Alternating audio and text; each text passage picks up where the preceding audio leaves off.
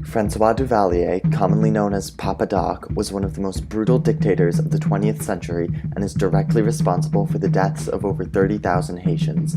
Duvalier is the quintessential example of leadership skills used for nefarious reasons, and his abuse of power plunged Haiti into chaos for the next 4 decades.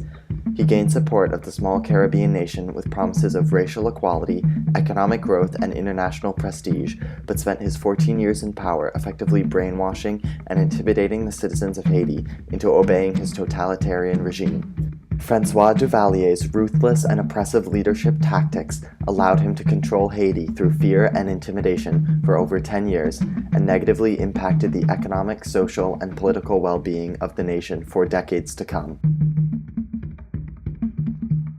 In its nearly 210 years of sovereign independence, the nation of Haiti has had a very troubled and turbulent history. For years, the small Caribbean nation was a French slave colony, exporting sugar and other goods. Between 1791 and 1804, Toussaint Louverture led the nation in the largest successful slave rebellion in the Western Hemisphere. This feat is a source of great nationalism and pride in the Haitian people to this day. Throughout the next 150 years, Haiti saw economic ruin due to over $1 billion of forced reparations paid to France and almost constant political upheaval. Born on April 14, 1907 in Port-au-Prince, François Duvalier grew up during the 1915 U.S. occupation of Haiti, when American politicians attempted to protect foreign interests and U.S. Marines ruled the countryside de facto. This illegal and unprecedented occupation caused feelings of resentment in many native Haitians, who became distrustful of white people. In a country where 90% of the population was illiterate at the time, Duvalier was lucky enough to be educated, and he studied medicine at the University of Haiti and the University of Michigan.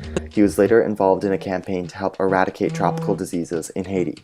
In the beginning of his political career, Duvalier studied voodoo culture and religion, as well as the Negritude movement, which explored the social and political potential of black culture outside of Africa. Duvalier worked for President Dumarsais Estimé and held high cabinet positions. Papa Doc was elected democratically in 1956, mainly due to the former president's endorsement and his promise to improve the political and social conditions of Haiti's black citizens. Duvalier's descent into tyranny began almost immediately after being elected, when he ousted all of his political rivals, radical ideologists, and any representatives of the former ruling class.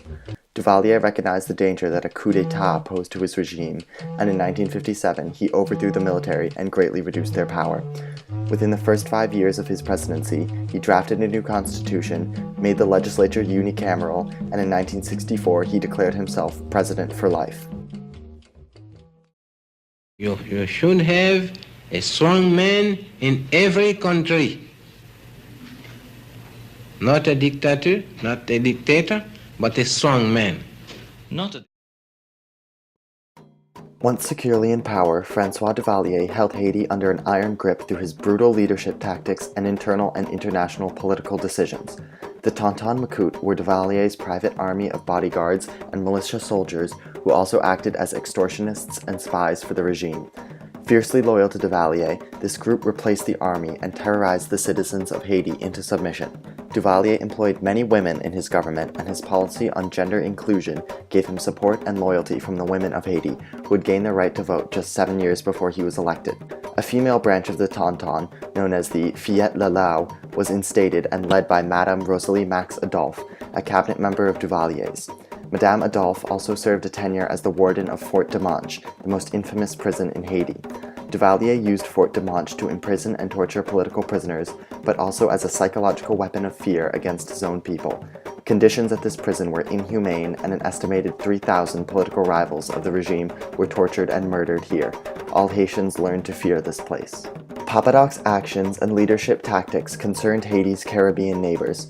In the early 60s, Duvalier accused the president of the Dominican Republic, Juan Gavino, of supporting a group of Haitian rebels that attempted to kidnap Duvalier's family. After a charged period of military standoff, Duvalier removed his Tonton from the Dominican embassy in what the international community saw as a sign of weakness. Papa Doc also had a tense relationship with Fidel Castro of Cuba.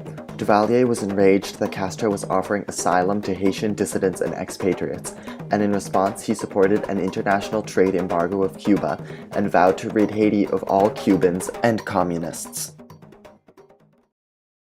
Papa Doc's regime was well known for embezzling and extorting money and rendering the Haitian economy nearly defunct. In the early years of his reign, Duvalier gained the support of Haiti's labor unions and wielded their economic influence to his advantage. However, when petitions for political change began to surface in the 1960s, Duvalier banned unionization. For about 2 decades, Duvalier and his government seized all international aid money coming into Haiti, taking their share and allowing only limited funds to be used for humanitarian and economic purposes. Perhaps the most extravagant example of Duvalier's embezzling was a project called Duvalierville, which was intended to be a grand-scale monument to Papa Doc. President John F. Kennedy was deeply concerned by the violations of human rights and economic fraud by the Duvalier regime, and in 1962 he ended all fiscal and humanitarian aid to Haiti. Duvalier denounced all U.S. aid on the grounds of Black Haitian nationalism. Papa Doc fostered a personality cult to help maintain his power through manipulating the traditional voodoo beliefs of the people. After studying the social and religious trends of the Haitian countryside, Duvalier gained the support of local voodoo priests known as houndguns and established himself as a voodoo spiritual leader. This technique inspired both respect and fear in the citizens because the traditions of voodoo represent their gods as dark and powerful deities. In their eyes, Papa Doc was the human incarnation of the voodoo figure Baron Samedi, the physical representation of the island and the sinister god of death. Paired with the voodoo aspect of the Tonton Macoute, Duvalier held the people of Haiti under a spell of religious fear. Duvalier's main technique of gaining and maintaining power was using racial issues of skin color to divide the Haitian population. Within his government and generally in the economy, preference was placed on black citizens over mulatto and mixed-race citizens. Duvalier called himself the protector of true black Haitians. Max Beauvoir, a Haitian historian and voodoo priest, explains the importance of Papa Doc appealing to the traditional pride of the people. What characterizes the Haitian nation as a nation is the pride they have for their forefathers and for their heritage. In addition, he used the momentum of the American civil rights movement to fuel his dogma. Duvalier used this philosophy to promote and support the most desperate political, social, and economic class in Haiti, thus ensuring their absolute support for his regime. I want to get for Haiti the leadership of the Negro.